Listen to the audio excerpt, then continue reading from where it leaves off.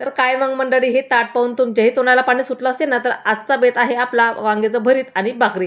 त्याची सीता तयार झाली. आधी तुम्ही वांगे भाजून घेतलेत आणि फोडणीची तयारी करून घेते. फोडणीसाठी हिरवी मिरची, लसूण, जिरं, अद्रक याचा ठेचा तयार करून घ्यायचा आहे. आता लगेचच फोडणी करायला घ्यायचे. तर फोडणीसाठी तेल थोडं जास्त घालून घ्यायचं, कढीपत्ता घालायचा, जिरं घालायचं, आलं, लसूण, हिरवी मिरची याचा ठेचा घालून घ्यायचा आहे. खोबऱ्याचे काप घालायचे. खोबऱ्याचे काप नसेल घालायचं, तुम्ही नाही घातलं तरी काहीच प्रॉब्लेम नाही.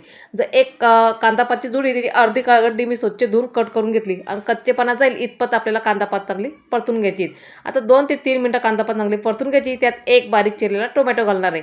तुम्हाला घालायचं असेल तर घाला किंवा नाही घातला तर पण चालतं. आता भरीत बनवण्याची प्रत्येकाची वेगवेगळी पद्धत असते. तुमची बनवण्याची पद्धत कशी आहे ते पण मला कमेंट्समध्ये नक्की सांगा. आता जे वांगे भाजून ठेवलं तुम्ही त्याचं भरीत ते त्यामध्ये आपल्याला घालून घ्यायचं आहे. चांगलं 3 ते 4 मिनटं चांगलं परतून घ्यायचे. त्याचा कच्चेपणा जाईल इतपत आपल्याला चांगला भाजून घ्यायचे. चवीपुरतं मीठ घालून घ्यायचे आणि भरपूर सारी कोथिंबीर घालून घ्यायची. तुम्ही त्यासोबत भरतासोबत पुरी खाऊ शकता, भाकरी खाऊ शकता किंवा बाजरीची भाकरी किंवा कण्याची भाकरी तुम्हाला आवडत असेल तर तुम्ही तेही खाऊ शकता. मस्त आपल्या झणझणीत गावरान बेत इथं तयार झाले. एकदा करा आणि कमेंट्समध्ये मला नक्की सांगा कसं झालं तर. चला तर मग भेटू पुढच्या व्हिडिओमध्ये. तोपर्यंत धन्यवाद सगळ्यांना.